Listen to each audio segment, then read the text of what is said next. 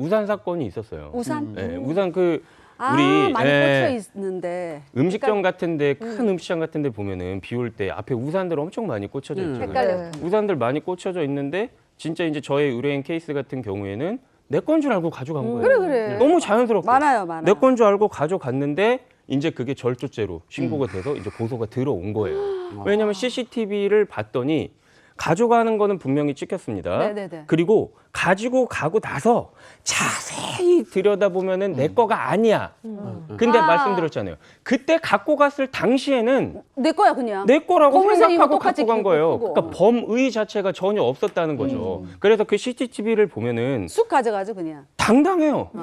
그러니까 뭐 주변을 두리번 거린다던가 뭐 우산이 이게 고급 우산인가라고도 아니야. 그냥 쑥 가져간단 말이에요. 근데 이게 지금 절도죄로 고소가 돼가지고 당신 남의 물건인 줄 알고 가져가지 않았냐라고 이제 해버리니까 저 너무 억울해요.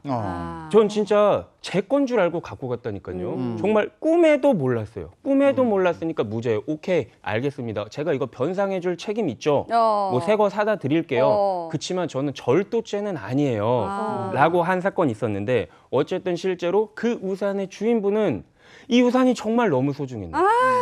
이 우산이 정말 너무나도 소중해서 그러니까. 나는 변상 필요 없다.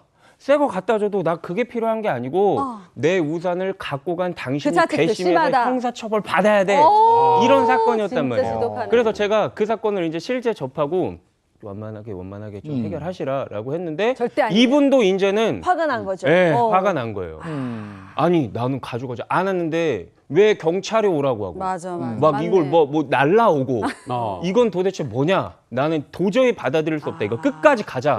끝까지 가자. 내가 당신 선임하겠다. 그래서 실제 있었던 저의 조금 이걸로 진짜 이렇게 가야 돼? 라고 한 사건이 있었어요. 근데 감정으로까지 이게 치달은 건데. 그러니까요. 근데 우산 그걸 가지고 뭐 합의금이 얼마인지 모르겠지만 합의금을 요구하고 이런 자체가 좀 문제가 되진 않습니까? 실제로 그런 사례들이 정말 많아요.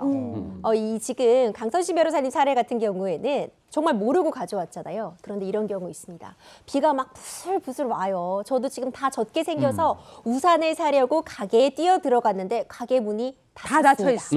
그런데 이 가게 셔터 내려진 가게 그 옆에 구석에 버려진 우산이 하나 있는 겁니다. 버려진 건데? 이건 버려진 것 같고 주인이 없는 것 같고 비가 부슬부슬 내리니까 그걸 들고? 갖고 온 거죠. 그런데 며칠 뒤 경찰서로부터 전화가 온 겁니다. 우산 절도죄로 고소가 들어갔다라고 그래, 하는 나는 건데 손대면 안 돼. 알고 보니 그 우산이 나름 또 고가의 우산이에요. 아이고 참. 고가의 우산을 함부로 훔쳐갔다 이렇게 고소가 되었는데 이 상대방 측에서요. 나 이 우산 잃어버려서 정신적인 피해 보상까지 받아야겠다. 합의금 한 300만 원 가져와라. 이렇게 요구했던 뭐야. 사례도 있습니다. 좀 근데 어마어마- 버려져 있던 건데 아무도 안 쓰고 버려져 있던 것 같아서 가져왔는데도 이게 문제가 될 수 있다는 그러니까 거죠. 우산 살이 다 부러져 있고 찢어져 있는 그런 우산 들고 가세요 차라리.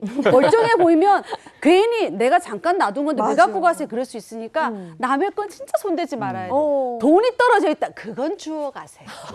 1,000원짜리는 괜찮아요. 지금 한 번 또 정정해야 될 것 같아요. 그것도 안 돼요? 우리가 실수했네. 절도죄 말고요. 네. 점유 이탈물 횡령죄라는 것도 있어요. 예를 들어서 네. 버스 자리에 누가 노트북을 두고 갔다고 생각해 볼게요. 아니면 휴대전화를 두고 갔다. 네. 슬쩍 하면 될까요? 안 돼, 될까요? 그건 안 안 돼요. 되죠. 절대 안 돼요. 절대 안 되죠. 안 돼, 안 돼. 이렇게 누군가 잃어버린 유실물이 분명하다 하면은 그걸 가져가서는 안 되고요. 주인을 찾아주려고 해야 됩니다. 그래서 이걸 뭐 유실물 센터에 갔다가 맡긴다거나 경찰서에다가 신고한다거나 하는 조치를 취해야 되거든요. 네.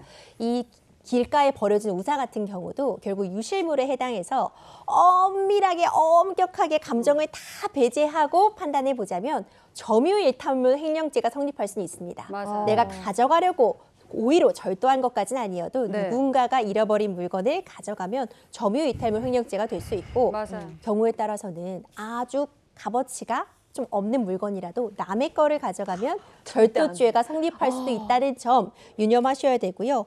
실제로 장우산 잘못 가져가서 이 우산 때문에 소송까지 갔던 그런 사례들도 있었는데 기소유예 처분이 내려졌던 적이 있어요. 그러니까 기소유예라는 건 네. 이걸 굳이 지금 법원에 가져가서 처벌까지를 구하지는 않겠지만 기소가 될 만한 사안이었다. 그러니까 절도죄의 유죄는 맞지만 네. 굳이 재판까지 가지 않겠다는 건데 이것에 또 분개해서 헌법재판까지 가서 아이고. 최종적으로 이 기소 유예까지 취소됐던 사안도 있거든요. 여기서만 보더라도 이런 물건의 값어치 자체가 문제가 아니라 감정이 상한 게 문제가 되어서 이렇게 소송까지 가는 경우를 딱 이런 케이스에서 확인할 수 있는 것 같습니다. 네. 근데 아까 말씀하셨던 그 우산 사례에서 네. 합의금 300만 원 언급했다는 거. 이거는 좀 약간 소중한 우산이고 뭐 비싼 우산이고 뭐 얼마나 비싼 우산인지까지는 모르겠는데 이거는 좀 합의금을 노리고 그 좀 그래, 300. 그래. 300만 원의 우산도 버려진 것 같은 우산이었는데 300만 원이나 한 거는 조금 좀 의아하긴 하거든요. 좀 그거 과해요. 다 인정 안 됐죠? 이거 문제가 되죠. 그러니까 뭐 합의금이라는 거는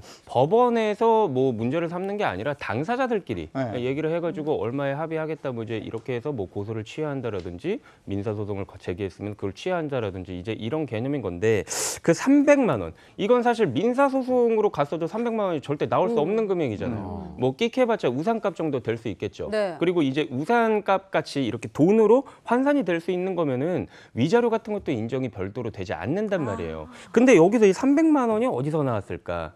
이 사람이 형사처벌의 위협에 있다는 점을 이용해서 내가 300만 원을 받아낼 수도 있지 않을까 이런 생각이 아. 들 수 있죠. 저희 입장에서는. 근데 사실 이렇게 하는 행위가 위험할 수 있어요. 뭐 예를 들어서 경한 처벌이라고 해도 회사에서 어떤 징계 사유가 될 수도 있고 맞아요. 또 공직에 있는 분 같은 경우에는 그게 진짜 더 큰 징계 사유가 될 수도 있단 말이죠. 그러면 이분들은 "헉, 나는 그냥 별 생각 없이 우산 갖고 온 것뿐인데 이걸로 인해서 내가 회사에서 징계를 받을 수도 있는 건가? 라는 거에 대해서 큰 심적인 부담감을 느낄 수도 있다는 거예요. 그러면 그거를 알고 어떻게 보면 상대방의 그런 어떤 지위를 악용해가지고 당신이 이런 상황이니까 합의금 주지 않으면 나는 법적으로 문제 삼을 거야 라고 하는 행위가 하나의 공갈 행위에도 혹은 협박 행위에도 해당할 수 있기 때문에 이런 무리한 합의금 요구 이게 전혀 그래, 문제가 안 될 맞아요. 거라는 생각은 안 하셔야 됩니다.